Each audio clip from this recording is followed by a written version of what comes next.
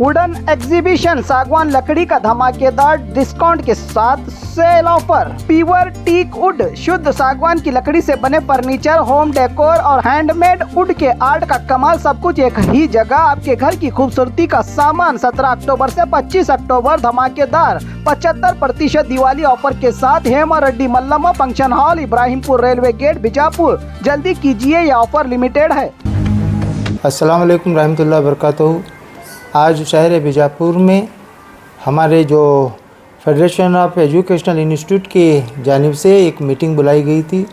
इस मीटिंग में तय हुआ कि जो 16 तारीख को यहाँ पे बीजापुर बंद का ऐलान किया गया है, क्योंकि आप सब जानते हैं कि हिंदुस्तान का सबसे बड़ा संविधान, जिसके चेयरपर्सन थे जो जज साहब थे B.R. गवाई साहब, के ऊपर जो जूता फेंकने की जो कोशिश की गई, ये जूता जो उन्होंने फेंका गवाई साहब के ऊपर ही नहीं, पूरे संविधान के ऊपर उन्होंने फेंका है।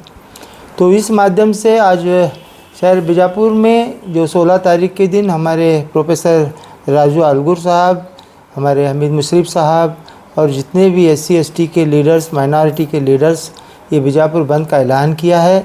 तो हमने भी ये सोचा कि हमारे जो स्कूल्स चल रहे हैं, जो सिटी में जो माइनॉरिटी के स्कूल्स हैं, तो ये माइनॉरिटी स्कूल्स को भी हम जो स्कूलें चलाते हैं वो संविधान के माध्यम से ही चलाते हैं। तो आज संविधान खतरे में है, तो हमारा भी ये फ़र्ज़ बनता है कि हम संविधान की रक्षा के लिए अपना योगदान दें, अपना उनको बेंबल दें और उनके साथ में खड़े हो जाएं। तो हमारे जितने भी यहाँ पे हमारे डायरेक्टर्स थे, जैसा कि अब्दुल नबी जमादार साहब हैं, अख्तर शेख साहब हैं, निज़ाम सर साहब हैं, हमारे हमीद शेख साहब हैं और हमारे मुनाफ हैं, और जिया पठान साहब हैं, और सारे सब मिल के आज मीटिंग पे हमें चर्चा किए।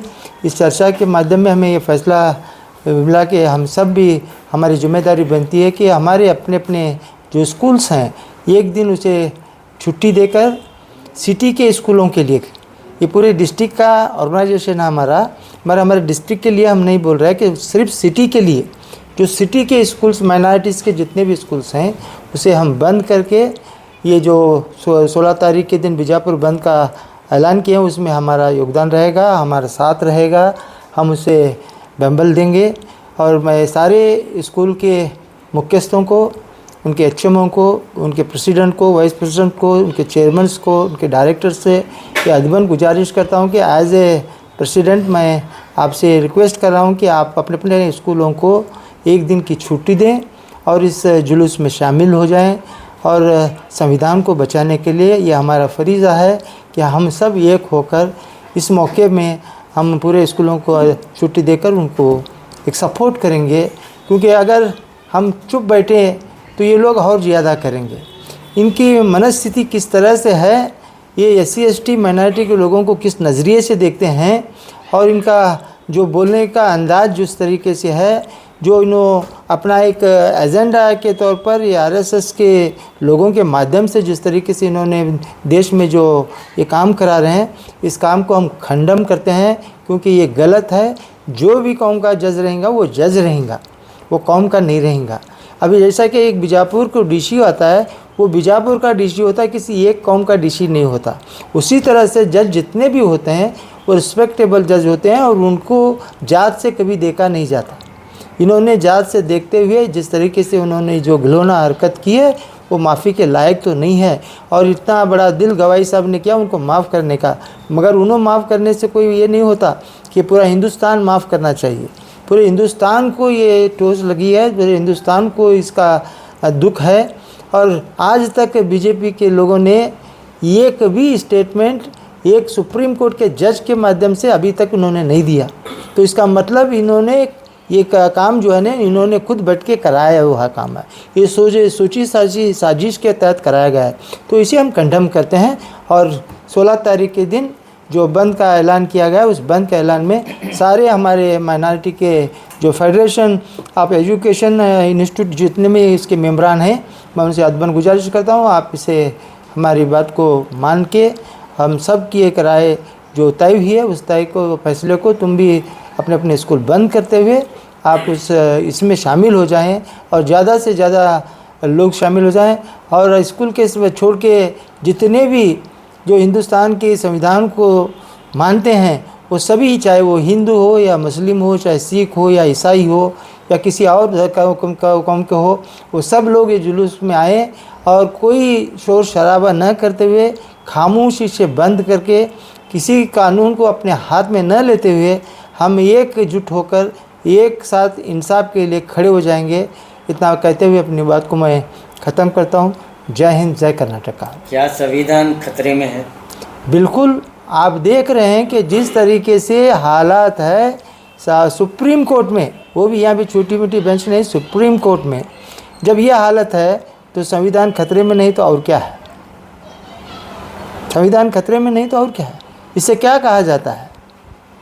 जब वहाँ पे लोग भी अंदर जाते हैं तो अपने मोबाइल, अपने जूते भी बाहर रखकर, एक जिस तरह के इंसाफ का मंदिर जिसे कहा जाता है, वो इतने बड़े इंसाफ के मंदिर में इस तरीके की हरकत होती है तो इनका ज़हनियत किस तरह से होंगी आपको पता चलेगा।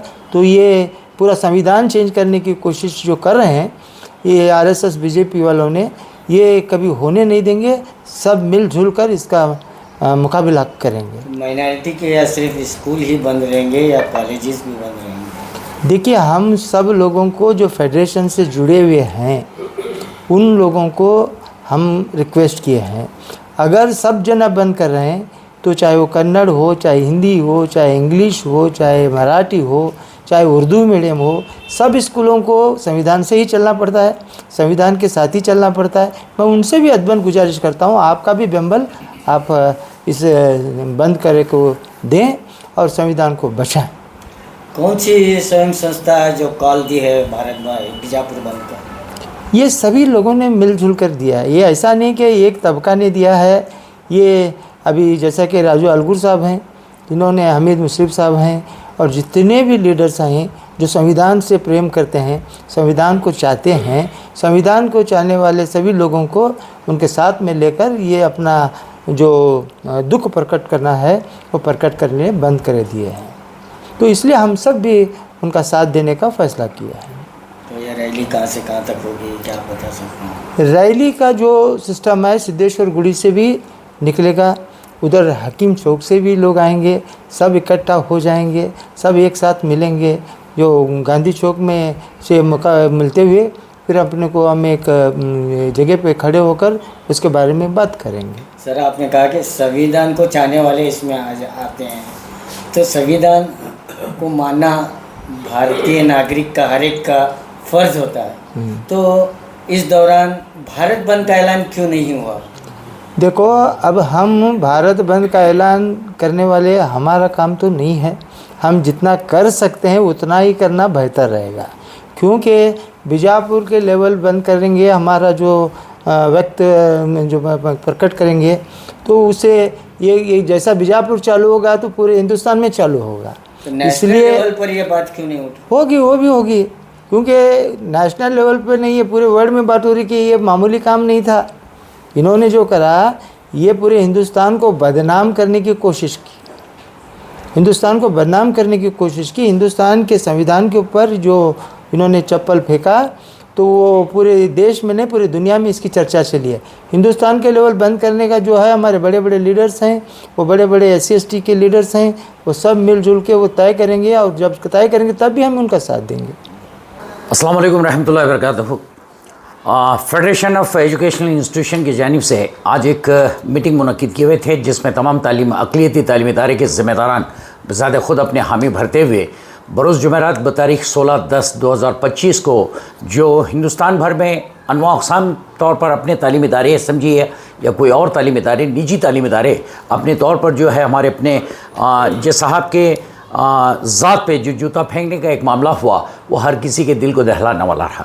लिहाजा हम भी इस बात का हिस्सा मद्देनज़र रखते हुए, हिस्सा तबीयत को मद्देनज़र रखते हुए इस तरह के इक़दाम में शहर बीजापुर के तमाम सियासी सरगना रहनुमाओं ने जो इक़दाम उठाए हुए हैं, इंशाअल्लाह आने वाले ज़माने में हम भी उस तरह का उनका ताउन करेंगे। बहरहाल हिंदुस्तान की सरज़मी पर इस तरह के हरकत व सकनात तो होते नज़र आ रही, ये नई बात तो है नहीं।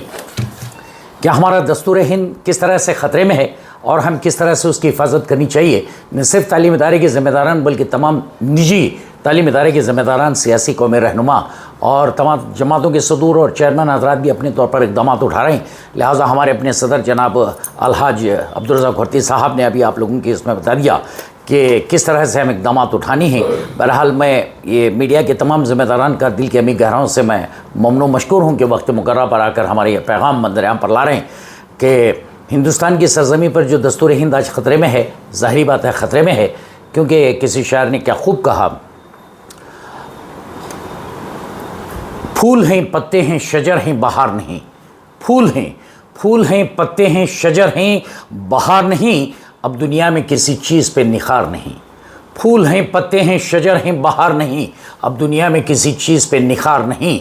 कुछ जुल्म के ठेकेदार हैं अब भी भारत में, निकाल फेंको उन्हें वो दो चार हैं हज़ार नहीं।